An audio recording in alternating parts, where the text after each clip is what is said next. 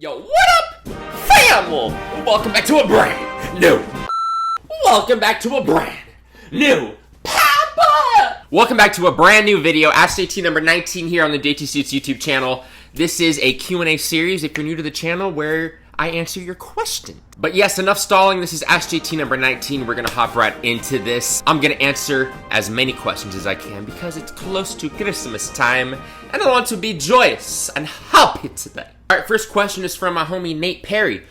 Yo, JT. Yo, what up, fam?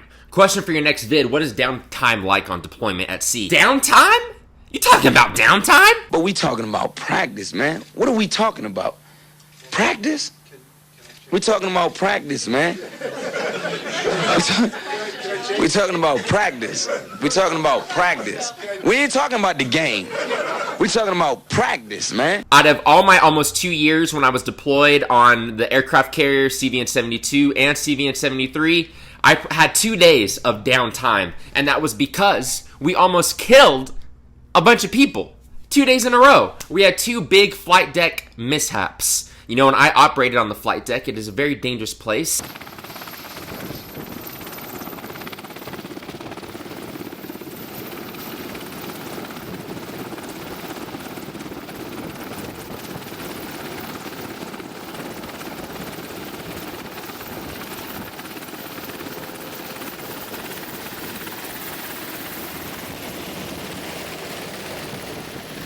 On deployment, you're working 12 on, 12 off. You might have 2 or 3 hours to yourself after work, but that 2-3 hours is going to be taking a shower, maybe eating dinner, maybe trying to work out, maybe trying to read a book, maybe trying to study. So you're always having to do something. You know, there's never downtime. All right, this next question from Hockey P11 I really enjoyed because I had similar experiences when I was joining. It says, hey man, how do you get your mom to stop crying because she doesn't want you to leave? All right, now if you really want my honest opinion on this question, because you know my mom was the same way. She was very emotional, and to be honest, you're gonna be a grown-ass man now. You're going into the fucking United States military, the United States Navy, the best Navy in the whole world. You know, you're a grown-ass man, you're going to boot camp, you're gonna go be deployed, and you know, I appreciate your sensitivity to your family and to your mom, but if they're really being that dramatic, that's holding you back. That's gonna hurt you. You know, I'm telling you, if there's family members watching this, be supportive. Gene Guzman says, I have a question because I'm just curious, but do they allow you to bring your phones with you on deployment, on your travels? Yeah, you can have your phones, you can have electronics. Now, you cannot use your phone because you don't have any service when you're out floating in the ocean.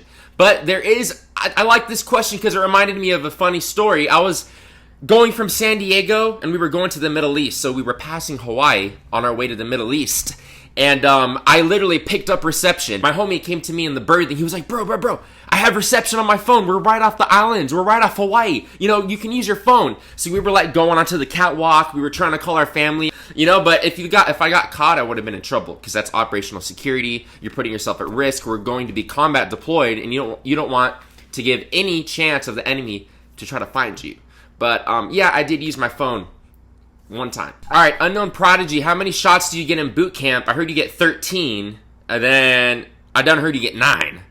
So I want to know. Now, I understand your concern for getting shots. You know, they're kind of painful. You know, it's about 3 to 5 seconds of a little tiny pinch, but get used to it. You're going to get shots your whole Navy career. When you go before deployment, you're going to get shots. When you pull into different ports, you're going to get shots. When after boot camp, you're going to get shots. In A school, you're going to get shots. You're going to get shots all the time. Medicinal Dank Gaming TV. Fucking dank. Can you and Drip be my dad? Yeah, I'll be your dad. You gotta call me Papa. Papa! Alright, Kyle says, does the Navy teach you some sort of hand-to-hand combat like the Marines or Army? If not, do you recommend that someone in the Navy take some kind of martial arts class? No, we do not learn hand-to-hand combat. You expect where you think pirates are going to come on the carrier and we're going to have to fight them hand-to-hand? That'd be pretty badass, actually. I wish they did teach us hand-to-hand combat, but no, they don't. They don't hardly train us in any really combat things at all. We only shoot a gun one time. I shot a gun one time, and that was in boot camp. So it's a different kind of combat that you're experiencing in the Navy, you know, than direct boots on the ground. You're a floating target right off Iran, Afghanistan, Saudi Arabia. You're floating there in the Persian Gulf, and everyone knows you're there. So it's a different kind of danger. Stephen Harris left a great question. He says, I'm a high school football player who wants to join the Navy and do special forces, but I think the appropriate thing is to spend time in the fleet first. My question is, will I have time to swim and train while being deployed? Great freaking question, Stephen. I myself was thinking the same thing. I know a lot of you guys know I initially was going for SWCC, SWCC, and I ended up not going for that. I went aviation mechanic. I had the same idea. I was like, hey, if I get into the fleet, you know, and if I really want to make the military a thing, then I'll just try out for special forces, you know, afterwards. And I did have some people in part of my squadron that wanted to do what you wanted to do. He wanted to go special forces, and this dude was top of the line, but he was in super good shape. He was an AT. He was really freaking smart. He had all the best scores, and he still couldn't get the billet, you know, to get shipped off to go for special forces training. You know, it's really, really freaking hard if you're going to want to go Spec Ops after you already selected a regular job in Meps or when you're in the Navy. And if you want to train when you're deployed, there's nowhere to swim. You can't swim. You're out at sea, floating in the middle of the ocean. Kind of ironic how you can't swim. Ryan Cicinero, I know you guys know I'm a huge Office fan. Probably one of my top 3 favorite shows of all time. He says, what's your favorite Office episode? In a styrofoam bucket. Here we go.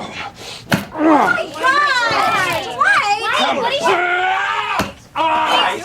We search for the organs. Where's the heart? Oh my God. Daddies.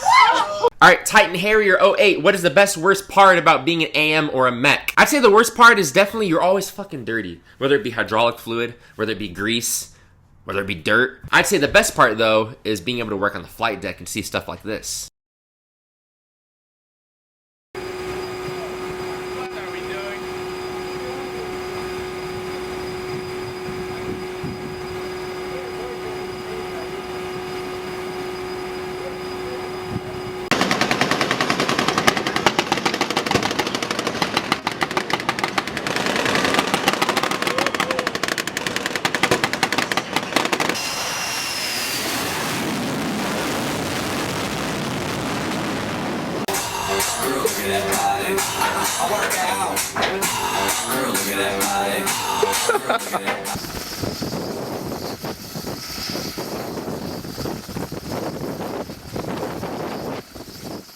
Richard Stewart, who I got picked for the Super Bowl.